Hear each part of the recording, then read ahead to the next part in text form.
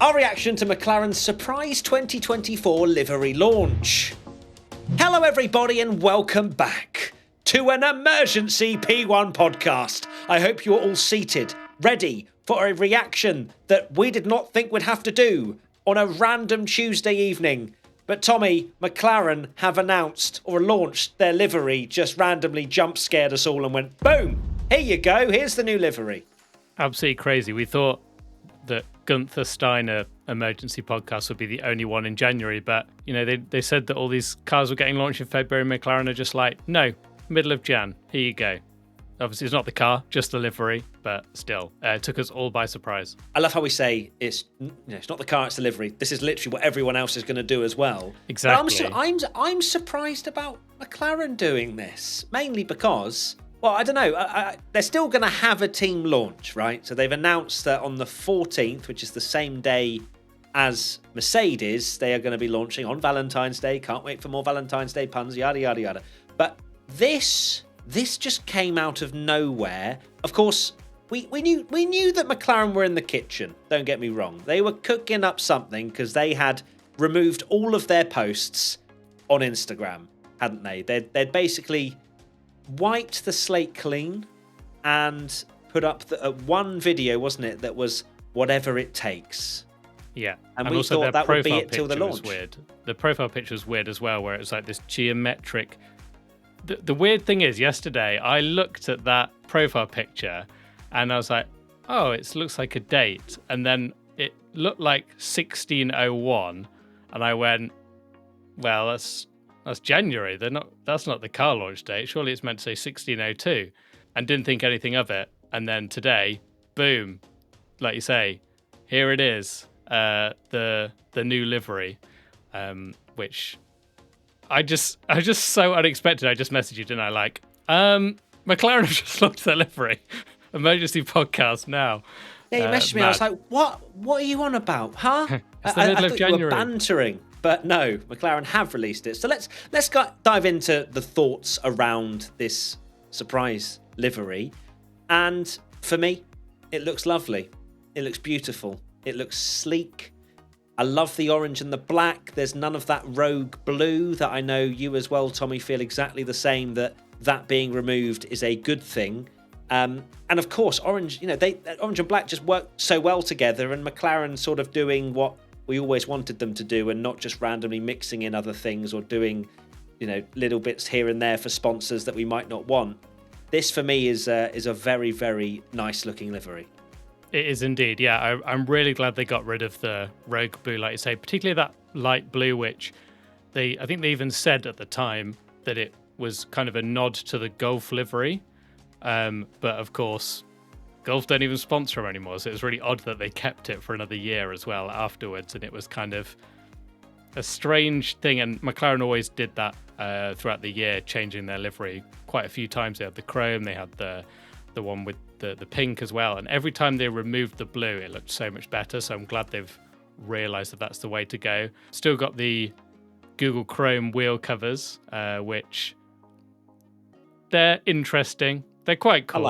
It's something funny. Obviously, it'd look better without them, I think, but I don't mind them, particularly now that you've got rid of the blue as well, because there was too many colours going on. But I also like the fact that looks like they've got chrome numbers, which is quite cool. I know you say, it'd be better without the wheel rims, but I'm glad it's on the wheel rims and nowhere else. Otherwise, the car would have a little bit of yellow, red, green, and blue somewhere, and I'm not sure as that well as orange. Yeah, it'd be just rainbow. I'm not sure that would look too good. But yes, McLaren, you have absolutely nailed it. I would say I love the sort of black stripe that goes through the middle of the car, and I think it kind of merges with the orange really nicely. And I think it's a nod to Marlboro, like that Marlboro McLaren sort of vibe. That's what I get from it, is like that kind of McLaren Honda era where it's kind of the diagonal line. I feel like that's what they're going for with that, as like a kind of nod to the past. So now that they've actually launched their livery, and we both are in agreement that it is a wonderful looking livery, I guess the next question is, why did they do it now? Why have they just dropped it out of nowhere? And also, I guess following on from that, something I want to talk about, which I'll do now actually, is this whatever it takes campaign. This slogan that they're going with, that video, it kind of painted a picture of McLaren being really under pressure, under threat. You know, they're in a crisis, this, that, and the other. I'm not sure 2023, for the majority of it, was what those headlines were. I think at the beginning, obviously, there were, you know, obviously questions because they were really slow, but they turned that around quite quickly. But for me, you know, I watched that video and I go, you found something, haven't you? You've also you've got the teams something. all do this. They're always but like, this seems it's new. Mercedes did it last year sus. where they were like, posting memes about look how good we're going to be, and then they were like, first race, Red Bull miles clear and our side pods aren't very good. So, no, but they're chefing. They're hyping. There's definitely a lot of hype there. Maybe the hashtag whatever it takes is whatever it takes to be the first to launch a livery. Because we all thought 5th of Feb, Stake and Williams, that would be when it all kicks off. And I think we did a Patreon pod actually where we were talking about this of like teams want to be first, and McLaren have just gone, well, we've got sign off. Let's just tweet it. They listened to the podcast, didn't they? We did a little Patreon podcast where we. Yeah. Oh, have we not even released it yet? No, the spies. They were listening to our recording. But we essentially suggested, you know, if I was running a team, I'd want to be the first to launch. I didn't mean the 16th of January. That was, I mean, it's fine. Look, it gives us something to talk about. I guess, as I say, following on from that, why have they done it? Do we think it's genuinely because they just want some eyeballs and they know that F1 is really dead at the moment and there's not a lot going on, so they will be the centre of attention for quite literally 2 weeks now? Yes, I'm just watching a video actually. It is absolutely awesome. I do really, really like that livery. I think it's a banger. What would you rate it out of 10 before we get into why? I think it's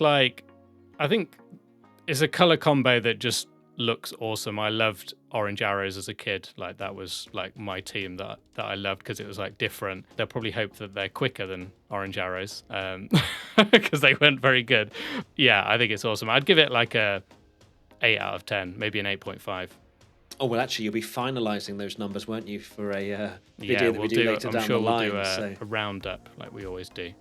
I can't wait for a comment on our roundup one where you call it a 9 and they're like, well, actually, no, on your reaction video, you called it 8. How dare you change your opinion? Well, it always changes, doesn't it, when you see others, because then you've got like a benchmark. Because this might be the best one, and then it's like a 10. But at the moment, like, I do think there are little things they could do, maybe look a bit better. But just getting rid of that blue, black and orange is just such a great combo, and it looks awesome.